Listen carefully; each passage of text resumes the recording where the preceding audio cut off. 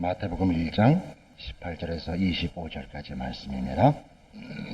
예수 그리스도의 나심은 이러하니라. 그 모친 마리아가 요셉과 정혼하고 동거하기 전에 성령으로 잉태된 것이 나타났더니 그 남편 요셉은 의로운 사람이라 저를 드러내지 아니하고 가만히 끊고자 하여 이 일을 생각할 때에 주의 사자가 현몽하여 가로되 다윗의 자손 요셉아 내 아내 마리아 데려오기를 무서워 말라. 저에게 잉태된 자는 성령으로 된 것이라. 아들을 낳으리니 이름을 예수라 하라. 이는 그가 자기 백성을 저희 죄에서 구원할 자이심이라 하니라. 이 모든 일에 된 것은 주께서 선지자로 하신 말씀을 이루려 하심이니 가라사대 보라 처녀가 잉태하여 아들을 낳을 것이요 그 이름은 임마누엘이라 하리라 하셨으니 이를 번역한즉 하나님이 우리와 함께 계시다 함이라. 요셉이 잠을 깨어 일어나서 주의 사자의 분부대로 행하여 그 아내를 데려왔으나 아들을 낳기까지 동침치 아니하더니 나음의 이름을 예수라 하니라. 요한복음 마지막에 보면 예수님의 행적을 다 책으로 기록하면 이 세상이라도 그 책을 두기에 부족하리라 하는 표현이 나옵니다. 예수님께서 하신 일이 많고 예수님의 그 출생과 생애에 대하여 그 기록할 것이 많지만 이 복음서의 저자들은 각자 그 자기가 쓴 글에 수신자들의 특성을 고려해서 어떤 목적과 안목을 가지고 그 모든 내용들을 간추려서 말하자면 이렇게 그 중에서 골라서 복음서를 썼습니다. 누가복음 같으면 그 대상이 일반인입니다. 여기서 말하는 일반인이라는 것은 이스라엘만이 아니라 말입니다. 이방인을 그 염두에 두고 인류 전체를 놓고 쓰고 있고, 마태복음 저자인 마태는 이스라엘 사람들을 지금 대상으로 놓고 이 복음서를 쓰고 있습니다. 자꾸 무슨 얘기가 나오느냐 하면 이 되어진 일들은 다 구약에 이렇게 예언됐던 것들이라 하나님이 우리에게 그 계획을 미리 말씀하셨던 그 일의 성취라 하는 것이 두드러집니다. 그래서 오늘도 이제 이 예수 그리스도의 탄생을 얘기할 때 마태는 요셉을 주인공으로 놓고 얘기를 해요. 누가복음을 보시면 마리아가 주인공입니다. 마리아가 낳았으니까 사실 마리아가 주인공이 되는 게 낫죠.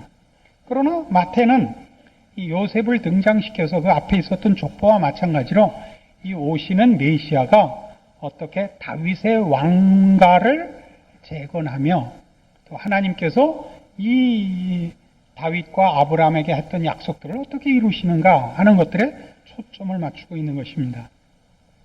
그래서 지금 요셉에게 얘기를 합니다. 21절 아들을 낳으리니 이름을 예수라 하라. 왜냐하면 이 예수는 자기 백성을 저희 죄에서 구원할 자이기 때문이다 이거예요.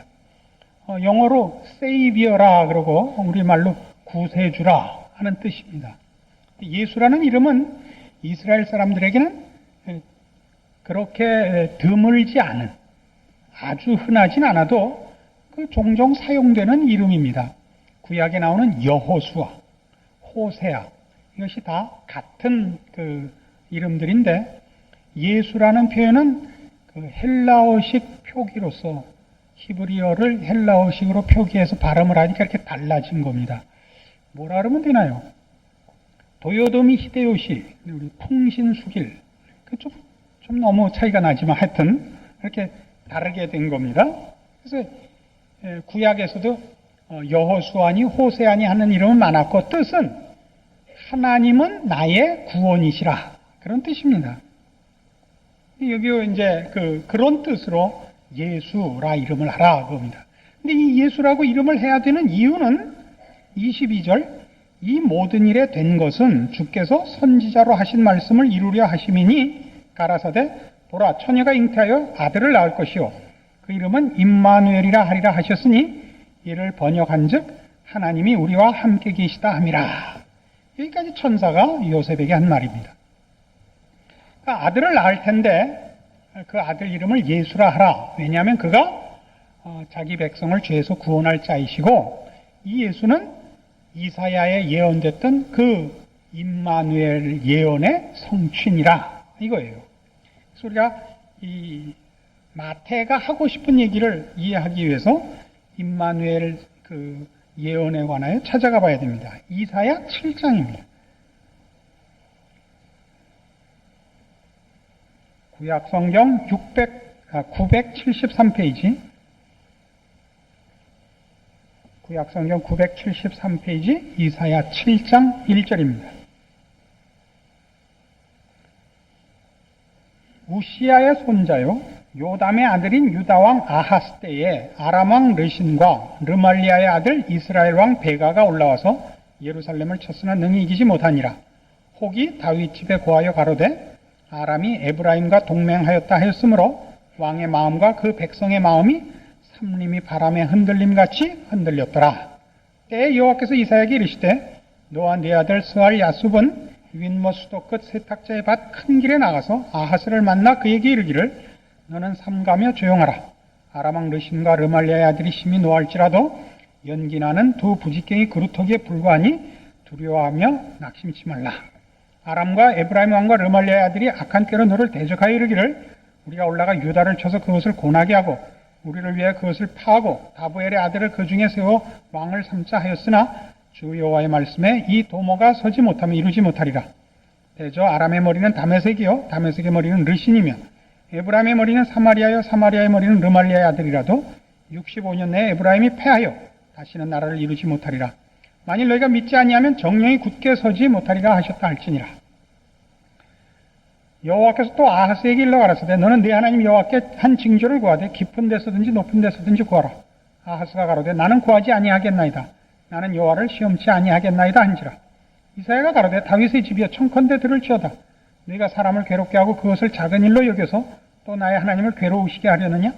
그러므로 주께서 친히 징조로 너희에게 주실 것이라. 보라 처녀가 잉태하여 아들을 낳을 것이요 그 이름을 임마누엘이라 하리라. 여기 바로 그 임마누엘 예언이 나옵니다. 우선 역사적 배경 설명을 좀 해야 됩니다. 이스라엘은 첫 초대 왕이 사울이었고 둘째 왕이 다윗이었고 셋째 왕이 솔로몬이었습니다. 솔로몬이 성전을 짓고 또 그 궁전을 짓느라고 이제 그 국민들이 많이 지쳤는데 그 솔로몬의 아들 르호보암이 그 백성들을 이렇게 쉬게 하지 못하고 아버지의 영광보다 더 큰 영광을 요구하고 백성들에게 힘들게 굴어서 나라가 나뉩니다.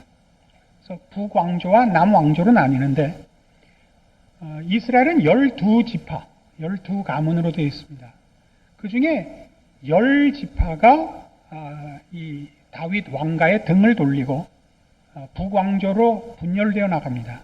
그래서 더 많은 지파가 거기 참여했기 때문에 이스라엘이라는 국호를 그들이 사용하고 남왕조는 유다, 그러니까 다윗 왕가가 속해 있는 지파가 유다 지파입니다. 유다 지파와 베냐민 지파 둘밖에 남질 않아서 나라 이름이 국호가 유다가 되고 맙니다. 그래서 북쪽으로 간 10지파를 선도한 그 지파 중에 가장 큰 가문이 에브라임 지파입니다. 그래서 북왕조를 얘기할 때는 에브라임이라 그러기도 하고 또는 그 북왕조의 수도가 사마리아이기 때문에 사마리아라고도 하고 남왕조를 얘기할 때는 유다라고도 하고 다윗의 집이라 그러기도 하고 그럽니다. 오늘 여기 그 얘기입니다. 때는 기원전 735년쯤 됐을 때입니다. 기원전 735년쯤 전에 지금 시대가 그때 아람이라면 바벨론의 전신입니다. 아람이 유다를 쳐들어왔다가 실패하고 가고 그 다음에 북왕조 이스라엘이 남왕조 유다를 치러 왔다 또 실패를 했습니다. 그래서 두 나라가 이번에는 동맹을 맺고 쳐들어온 겁니다. 그게 2절입니다. 혹이 다윗 집에 고하여 가로되 아람이 에브라임과 동맹하였다 하였으므로 왕의 마음과 그 백성의 마음이 삼림이 바람에 흔들림같이 흔들렸더라. 두 나라가 이제 동맹을 맺고 유다를 치러 옵니다. 걱정이 되죠. 그러자 하나님께서 이사야 선지자를 이 아하스에게 보냅니다.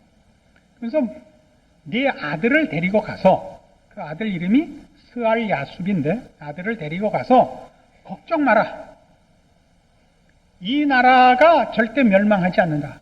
저들이 이 유다를 쳐들어와서 성공하지 못하고 실패할 것이다.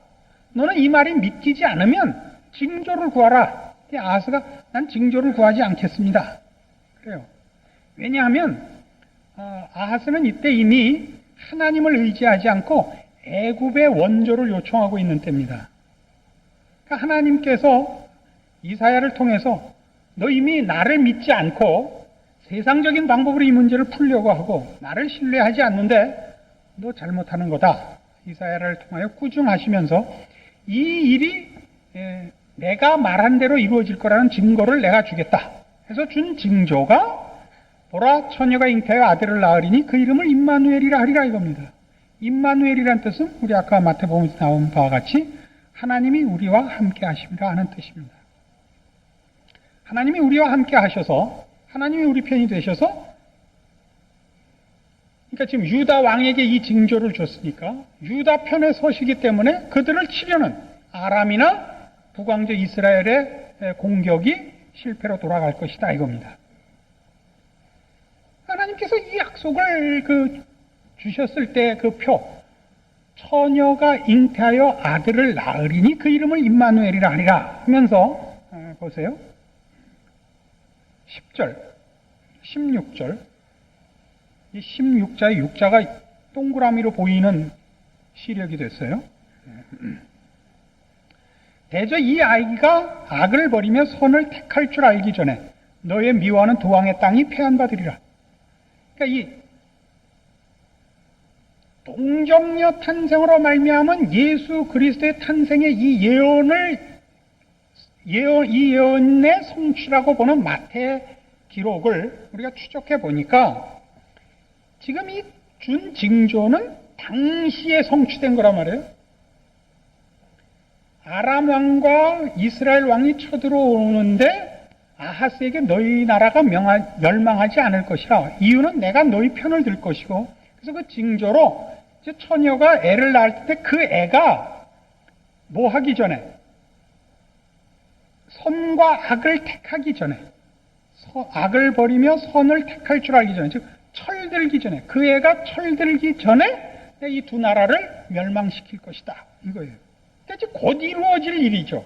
그럼 우리가 이제 무슨 질문이 금방 나오느냐 하면, 하나님께서 유다 편을 들고 그 징조로서 처녀가 애를 낳고 그 애가 철들기 전에 이 두 나라를 멸망시키시겠다고 작정을 하셨으면 왜 쳐들어오는 건 놔두시느냐, 이런 얘기를 물어봐야죠. 우리 신앙상에도 이 질문이 필요하기 때문에 그래요. 예수 그리스도의 오심과 예수를 믿는 성도들에게 이 질문이 굉장히 중요해요. 어떤 질문? 왜 하나님은 우리의 인도자가 되시며 복이 되시며 상급이 되신다면서 어려운 일들과 고통을 사전에 봉쇄해 주시지는 않는가? 이 질문이 나오죠. 그렇잖아요? 여러분, 예수 믿고 났더니 뭐 고통도 없고 고민할 것도 없고 그래서 그냥 올챙이 같이 된 그런 경우를 봤어요? 생각할 필요 없고 고민할 필요 없고 무슨 뛰어다닐 필요 없는 자리에 가는 거 봤어요? 예수 믿었더니, 기도했더니 아무 걱정도 없어요. 애들도 뭐 그냥 가만히 있으면 그냥 시험지가 100점이 돼서 날라오고, 그냥 가만히 있으면 배도 안 고프고 그냥 다 멀때같이 되고. 그거 아니잖아요. 그냥 뭐 거기까지는 아니지만 그냥 뭐 안 믿는 사람들하고 전혀 차이가 없게 고민하고 걱정하고 뛰어다녀야 되고 밤잠 못 자야 되고, 이것도 아닌 것 같지 않아요? 하나님이 편을 들어주셔서 유다가 망하지 않을 건데, 그 징조로 처녀가 애를 낳고 그 애가 철들기 전에 이 결실을 주겠다 그러는데, 그렇다면 왜 시작부터 봉쇄해 버리시지는 않느냐, 그 얘기예요. 이게 임마누엘의 뜻. 하나님이 우리를 지키시고 우리를 편들기 위해서 오시는 뜻의 성경적인 의도와 계획과 내용과 우리의 기대가 다른 것입니다. 자, 이 임마누엘의 약속을 하는 하나님이 이사야 보고 아하스를 만나러 가라 할 때 누구를 데리고 가라 그래요? 아까 앞에서 봤죠. 네 아들을 데리고 와라. 아들 이름이 스알 야숲이에요. 스알 야숲이라는 뜻은 남은 자가 돌아오리라 라는 뜻입니다. 우리가 이해하기 좋게 조금 더 강조형으로 만들면 남은 자만 돌아오는 겁니다. 어떤 남은 자? 어떤 남은 자? 지금 아하스는 왜 공격을 받고 있느냐 하면, 외적의 공격을 받고 있느냐 하면, 하나님께서 아하스에게 이걸 확인시키고 싶은 거예요. 너 왜 나를 의지해서 살지 않고 네 힘과 세상의 힘으로 살려고 하느냐 이거예요. 유다는 내 나라다. 너희는 내 백성이다. 너희는 나를 의지해야 된다. 우리 신명기 하면서 계속 배운 거 아니에요? 신명기에서 강조했던 게 뭐예요? 가나안 입국을 목전에 두고 하나님이 이스라엘 백성이 거듭거듭 확인시킨 거. 너희가 나를 따르고 나를 복종하고 나를 사랑하면 너희가 짓지 않은 집에서 살고 너희가 심지 않은 것 먹고 적군이 너를 치러 한 길로 왔다 7길로 도망가고 이거예요. 그러나 너희가 내 말을 듣지 않고 나를 외면하고 너희 마음대로 살고 나를 불순종하면 너희가 지은 집에 다른 사람이 와서 살고 너희가 심은 것 열매를 다른 사람이 먹고 너희가 한 길로 치러 올라왔다가 7길로 도망가고 그 얘기 아니에요. 끊임없이 사람들은 하나님의 백성이 되고 하나님만으로 사는 삶에서 실패한단 말이죠. 그걸 고쳐내는 거죠. 그걸 고쳐내는 거예요. 여기 식으로 하면 이렇게 돼 있어요. 8장, 이사야 8장 11절 여호와께서 강한 손으로 내게 알게 하시며 이 백성의 길로 행치 말 것을 내게 경성시켜 가라사대 이 백성이 맹약한 자가 있다 말하여도 너희는 그 모든 말을 따라 맹약한 자가 있다 하지 말며 그들의 두려워하는 것을 너희는 두려워하지 말며 놀라지 말고 만군의 여호와 그를 너희가 거룩하다 하고 그러 너희의 두려워하며 놀랄 자를 삼으라 이겁니다. 여기서 말하는 맹약한 자라는 건 누구냐 하면 지금 애굽이에요. 쳐들어오는 아람과 이스라엘을 혼자서 맞아 싸우기에는 역부족이니까 원군으로 기대를 걸고 있는 게 애굽이란 말이에요. 하나님께서 아하스에게 뭐라 그러냐면 7장 17절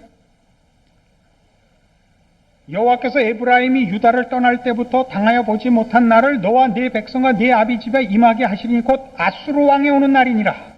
그날에는 여호와께서 애굽 하수에서 먼 지경의 파리와 아수르 땅의 벌을 부르시리니 다 와서 거친 골짜기와 바위 틈과 가시나무 울타리와 모든 초장에 앉으리라. 누구를 의지하고 있냐면 지금 앞에 있는 적국 아람과 이스라엘의 동맹군에 대하여 누구를 기대해요?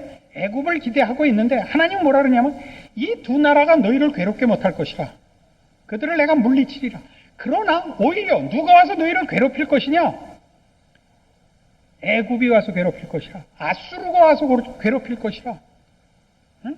너희가 의지하고 너희에게 도움이 될 것이라고 생각한 자들이 오히려 너희들에게 괴로움이 될 것이라.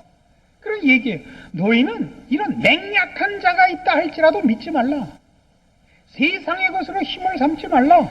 나를 두려워하라. 나를 사랑하라. 내 말을 따르라. 그것이 스알 야숲이란 말이에요. 예수 그리스도의 오심은 유다를 지키고 역사적으로는 오늘날 우리식으로 따지자면 우리 편을 들고 우리를 복되게 하고 우리를 영원한 나라에 부르사 영원한 복으로 부르시기 위하여 오시는 것입니다마는 1차적으로 그것은 정치, 경제 이런 문제가 아니라 죄에 대해서란 말이에요. 아들을 낳으리니 그 이름을 예수라 하라.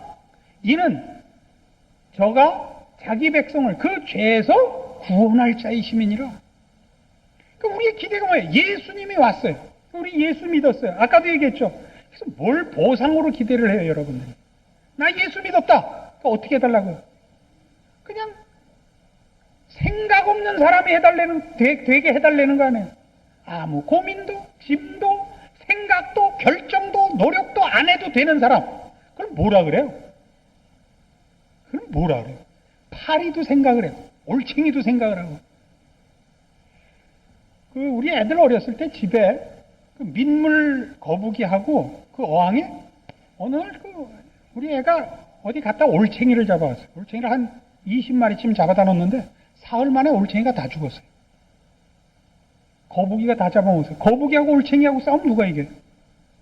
거북이가 진짜 올챙이가 얼마나 빠른데 얼마나 빠르면 꼬리가 뾰족해졌겠어요. 그죠? 거북이 어떻게 잡았냐면 이렇게 돌멩이 앉아서 가만히 있어요. 그럼 올챙이가요, 왔다 갔다 왔다 갔다 하다 한 놈씩 와서 이렇게 뒤다봐요, 여러분. 그냥 이렇게 입을 벌려서 그냥 먹어요. 그러니까 사흘 동안에 20마리가 교대로 와서 구경하고 잡아먹히는 거예요. 그러니까 여러분은 복 받는 게 그건 줄 알죠, 지금? 아무 생각 없이 눈만 감고 멍하고 있다가 입만 열면 그냥 음식이 쑥 들어오는. 그게 복이에요? 이게 인간다운 거예요?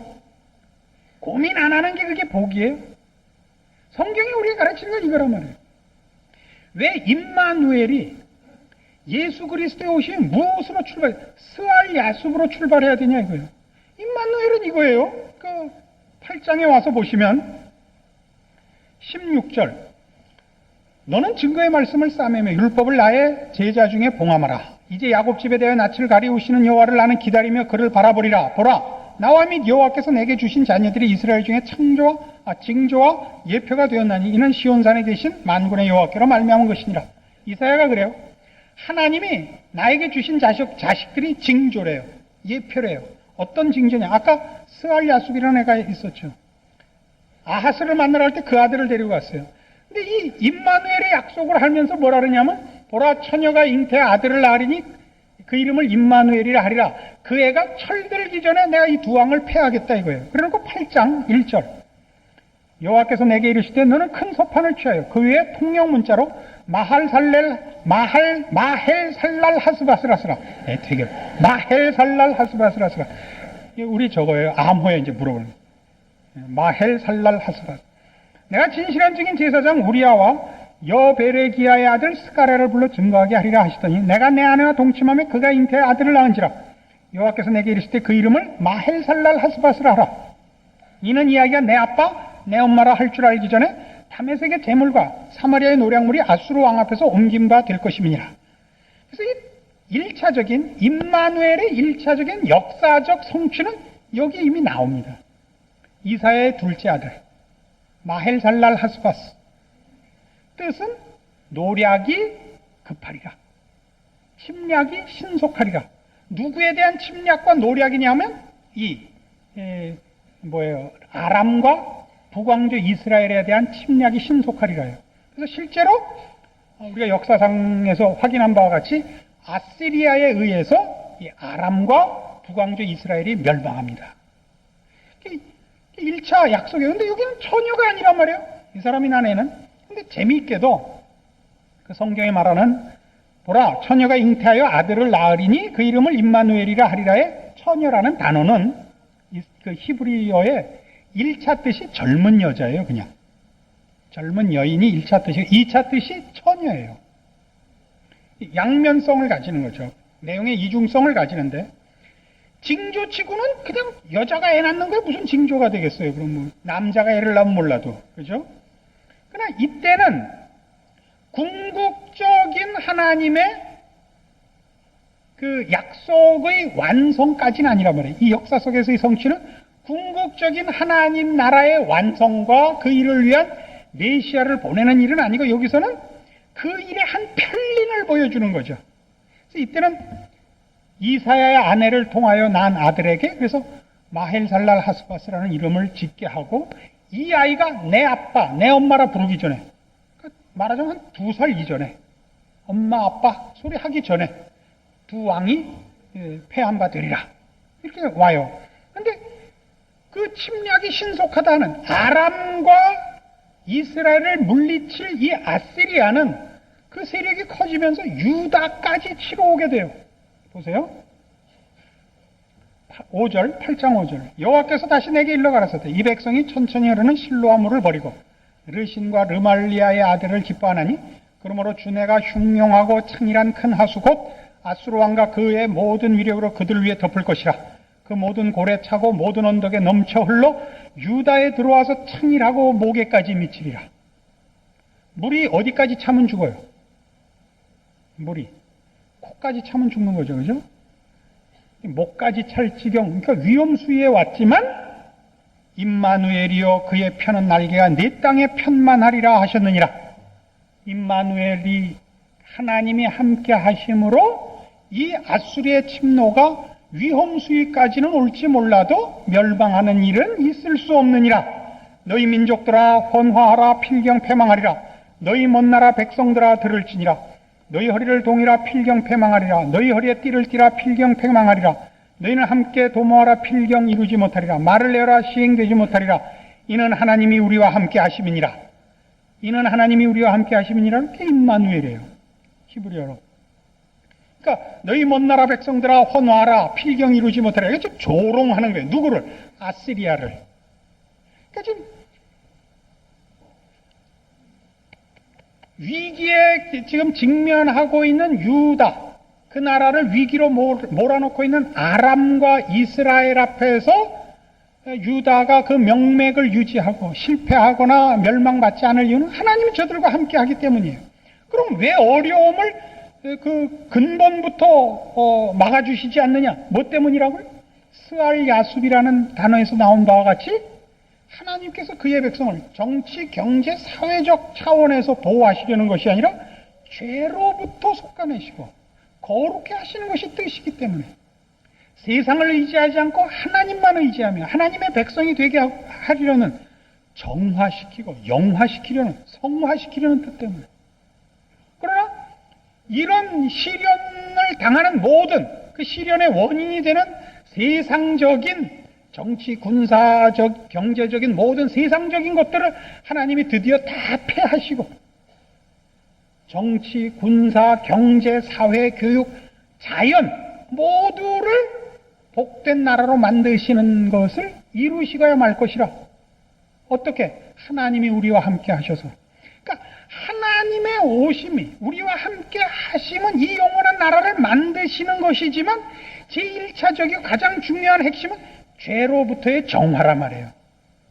그리고 그 다음에 영원한, 정말 이스라엘 백성들에게 약속했을 때 같은 젖과 꿀이 흐르는 땅에 우리 요한계시록에서 보는 바와 같은 영원한 나라, 황금보석 꾸민 집이란 말이에요.